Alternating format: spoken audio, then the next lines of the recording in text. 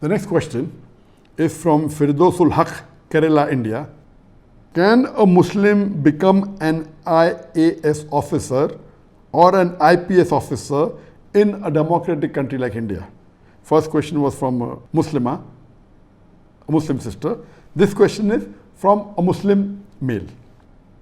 A similar question asked by Shahil Ahmed from Kolkata, India. I recently completed my BTech in computer science and got job offers from many multinational companies, but I haven't joined yet because I want to become an IAS officer to serve my country. But there are a few things that are discouraging me from becoming one. Number one, the current political situation which increases hatred against Muslims. Number two, after meeting a few bureaucrats, they say civil servants are bound to get corrupted because they can't overrule the orders of their corrupt political masters. Number three, constitutionally, politicians can harass you because they have power to transfer and remove any civil servant from important posts and give less important posts. Since I'm a practicing Muslim, what is the advice? Both these questions are related. The first question posed by the Muslim brother, that can he become an IAS officer or an IPS officer in a democratic country like India? And the answer is depending upon whether can you follow the deen after becoming an IAS officer or IPS officer. If you can, it is permissible. If you cannot, it's not permissible. It will depend upon each individual.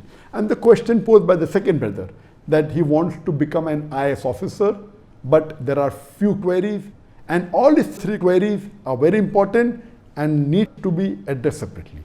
The first thing he said is that seeing the hatred towards the Muslims being increased in India, will he be able to do the job of an IAS officer?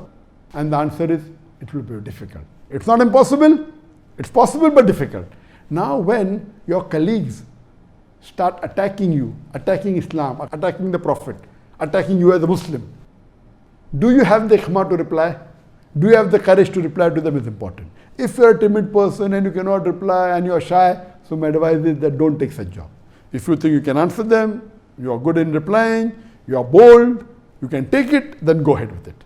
Whether you become an IPS officer, whether you become an IAS officer. And the second point posed was that because when you take this post, there is bound to be that you may be tempted to do wrong things.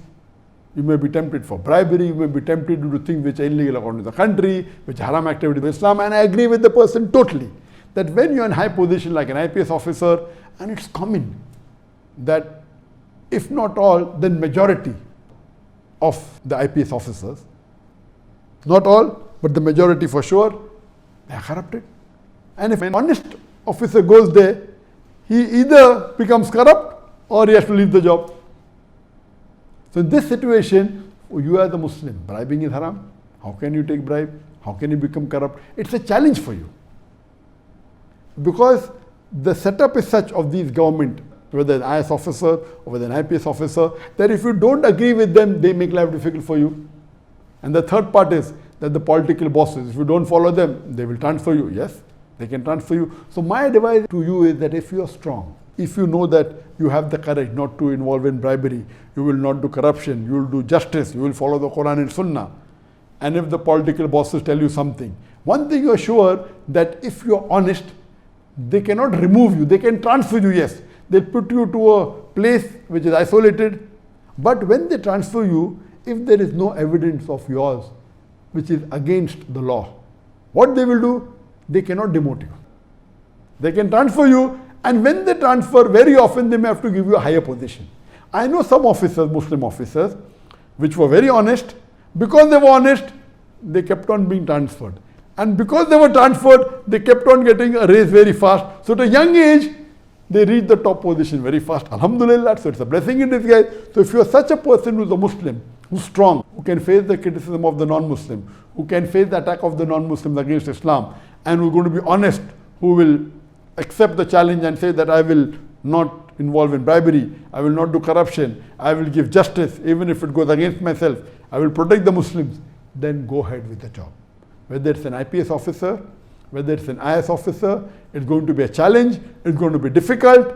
I know many Muslims who have taken this job and have deviated away from Islam. There are few that I know who have stuck to the straight path. If you know that you are bold, if you can take the challenge, if you have that mettle in you, then go ahead. Alhamdulillah, otherwise it is safer for you not to take up such a job.